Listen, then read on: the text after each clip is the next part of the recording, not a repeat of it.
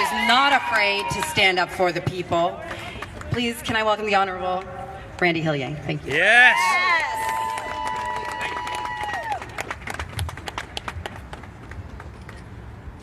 I'll see if I won't trip around here. Thank you, Kelly, and thank you to everyone for being here today, and not just today, but for all the days that you've been out. Today is especially important, though. Today, there is another vote in the House, another motion in the House to continue with the state of emergency. I'll be voting against that continuation. And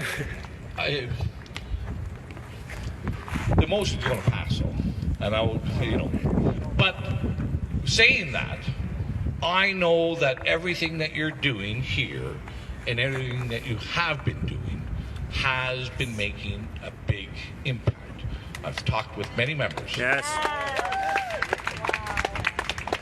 I've talked with many members who are not satisfied and not happy with the government's position, but unfortunately, due to party discipline and constraints, they don't have quite the same freedom as I do to speak my mind or vote the way that I think is important. But and I'll just say this state of emergency is, I believe there was merit in the very early days of COVID. Yep. I believe the uncertainty and the unknowns were great and many, and there was the Legislative Assembly was going into a 10-day recess, so the elected members would not have been in a position to deal with COVID, that emerging situation. That, of course, those circumstances that were back in March are not present today. There is no emerging crisis. Yes. There is no emergency. We've been into this now for 13 weeks. There is nothing emerging today that we don't already know. There is no, Why the 28 days? If there's no emergency, why the 28 days again? that's, you'll have to get a response from Doug Ford. Well, why isn't he out here responding then?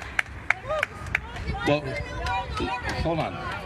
I don't speak for others. I speak for myself. I speak as an elected member for Lanark, Frontenac, and Kingston. Yes.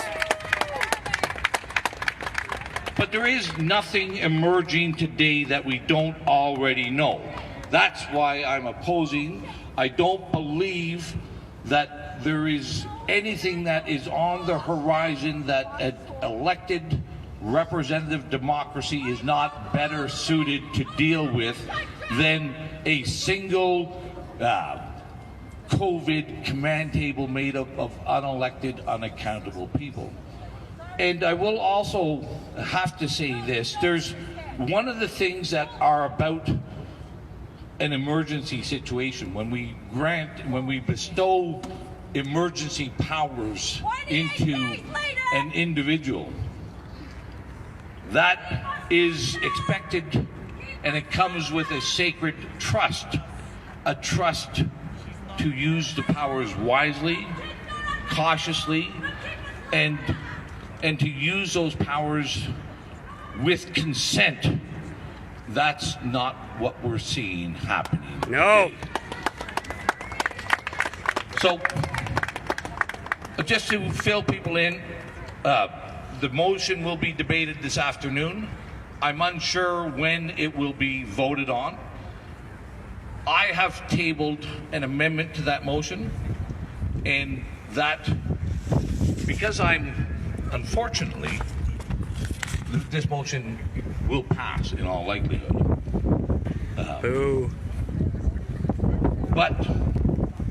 So I've tabled an amendment that would at least compel this COVID command table to be open, transparent, and accountable about what the decisions they make. Yes.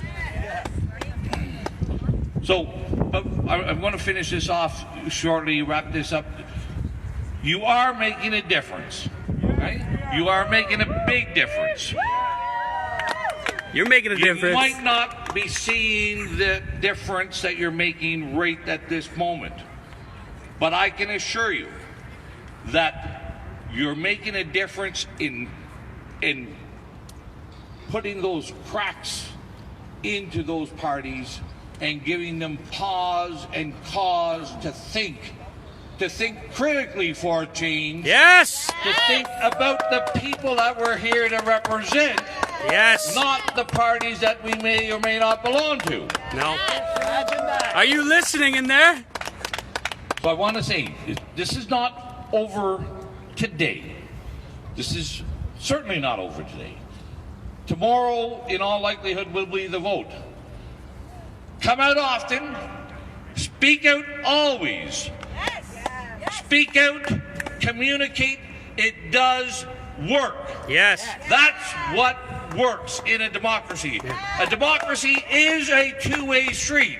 It's not just decisions coming from there over to here. Yeah. It is expressing and demanding recognition of concerns from here into there.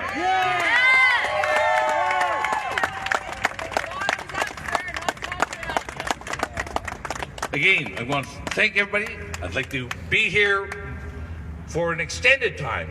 However, I'm going to go back into the legislature. Can you please ask everyone who's voting to think about their families and their friends and The future. the children. Listen, I know you said something about parties. We don't care about the children. well, no, this is not about. Listen, there are people that care, and there's people that care. There's people that care. You guys need to believe in God. That's what you need. God's going to judge all of you. He's going to judge every single one of you. You are saying something's coming after you. What you're doing to all these people. What you're doing to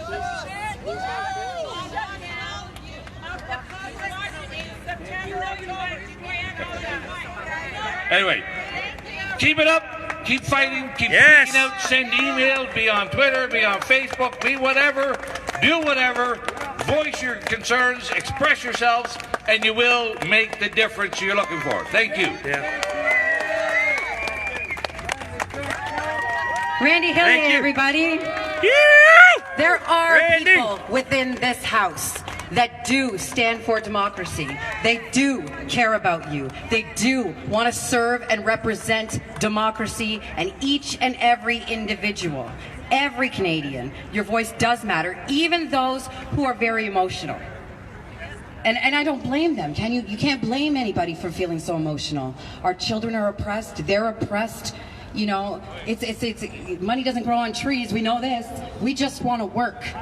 We just want to work and build our communities and build our lives. Because that's what we do in a free society. We build and we build off each other. So I'd like to personally thank Randy Hillier for coming out here. Yeah. That is so amazingly brave. And I would absolutely agree with asking Premier Doug Ford where he is. Yep. Where you at, And he Dougie? absolutely should make an appearance out here, considering Where you that at? us yahoos are the people who put him in that seat. Where you at, Dougie? So, for now, we do have a couple more speakers with their personal stories that we would love to have up here on the microphone. Yeah.